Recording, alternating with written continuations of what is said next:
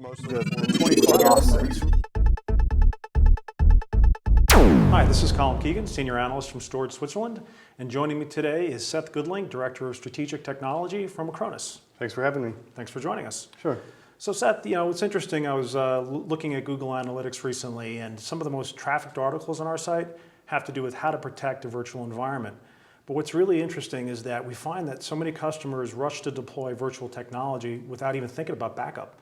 So, what would your comments be on that? No, it's true. I think a lot of times when the plan for virtualization gets set in place in a company, it may come from the top down, and the guy who is actually have to implement the technology to consolidate the servers may not have his whole shopping list done. He may have a partial budget at the time. But the directive has been given to virtualize. So he takes a look at what he has, takes a look at what he needs, and oftentimes doesn't really put the whole plan into effect before they actually start virtualizing. There's a rush to save those dollars. Sure. There's a rush to consolidate the servers. And I think at the end of the day, there's a lot of parts, including the backup and disaster recovery, that can just get missed along the way. Sure, people can take a very tactical attitude, but then later on that could actually impact them in terms of how aggressively they can virtualize, right? So I really like what you put up here. It's clean. It kind of outlines, what you guys bring to the table. So why don't you take me a little bit through sort of, what you guys can do to help, from a planning perspective so that people can actually effectively virtualize?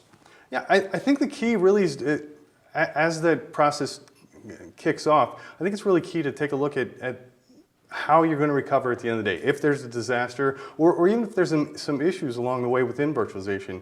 I read almost half of all virtual deployments just never kick off, and even the word de-virtualize, people are going backwards because they didn't think about the whole plan. But if you take a look at almost that whole shopping list from the start, the tools that are needed, the hardware that's needed, picking the hypervisor, deciding on migrations. Acronis has done nearly 1 million migrations from X to X at the time. So thinking about how you're going to migrate P to V, or if you're coming from another hypervisor, how you're going to migrate V to V as well.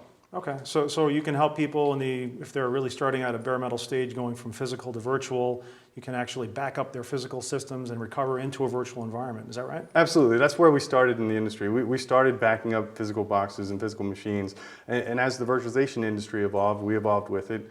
We started doing migrations around 2006, and then we put our virtual products on the market around 2007.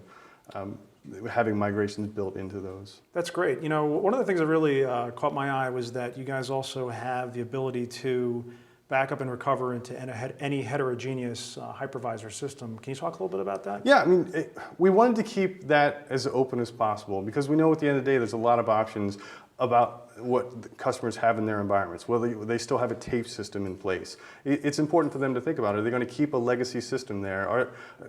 As they go to virtualize, they may have a great plan for their physical assets, but they may have a horrible plan for their virtual assets. And it's just keeping all that in mind moving forward. We notice, we've done several reports where we've seen they just don't protect that virtual data as well as the physical data, but monetarily it's worth the same amount of money to them. Sure, and no one goes full board into virtualization overnight anyway, so there's going to be a process where you're mixed between physical and virtual, and if you have the ability to do both, right, and do it from the same interface, if you will, then that certainly helps kind of ease that transition, right? Right, it saves on the end of the day. There's less training. If you've got one central one module that everything is run from, it saves training at the end of the day. It saves sort of vendor sprawl as well. You don't have a different vendor for migrations, a different vendor for dedupe, a different vendor for encryptions. It's sort of an all-in-one solution.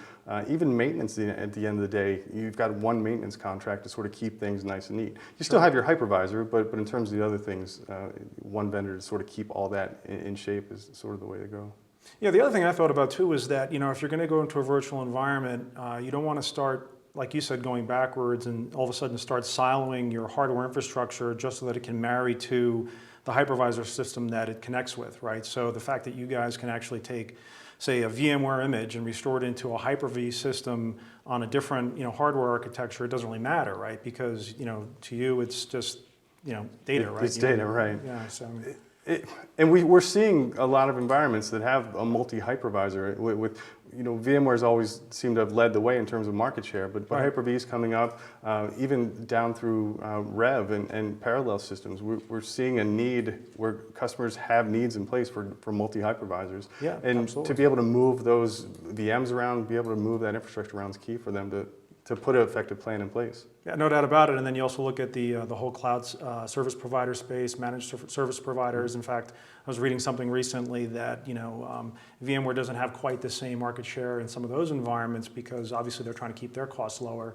So I could see how this solution could enable them, right, in terms of being able to more aggressively provide solutions that are at a lower cost basis because they're not locked into a single hypervisor architecture. Right, and then part of the key at the end of the day is always getting that data offsite. I mean, offsite encrypted has always been sort of the best go-to practice in that Right. case. We've got a cloud destination. It just looks like another storage destination in our software, so they can do a true disk to cloud scenario for recovery if needed. Well, that's pretty powerful. So it really sounds like you guys can kind of take people through the whole journey from, like I said, ground zero, where they're completely physical, back that environment up, and actually allow them to start, gracefully migrating things over from physical to virtual, while simultaneously protecting both, right? And then having that flexibility in terms of any-to-any virtualization, backup and recovery, and also, enabling deployment into the cloud, right? So. Sounds like a really tight story there. Yeah, I think the key is just thinking about the disaster recovery and business continuity up front. Before any steps taken in that process, just think about, again, if there's a disaster, if there's a need to recover that data, how far down do I go? Is file level good enough, or do I need BMR? Do I need bare metal recovery the entire systems? So just keeping that in mind from the start, I think that it's going to be key to help build your system and make sure that you've got a successful deployment at the end of the day. That's great. It sounds like you guys, can give people the shopping list they need in order to start getting, to that, true virtualized infrastructure. So appreciate your time. Thanks for being with us today. Thank you very much. Colin Keegan, Senior Analyst from Storage Switzerland. Thanks for tuning in.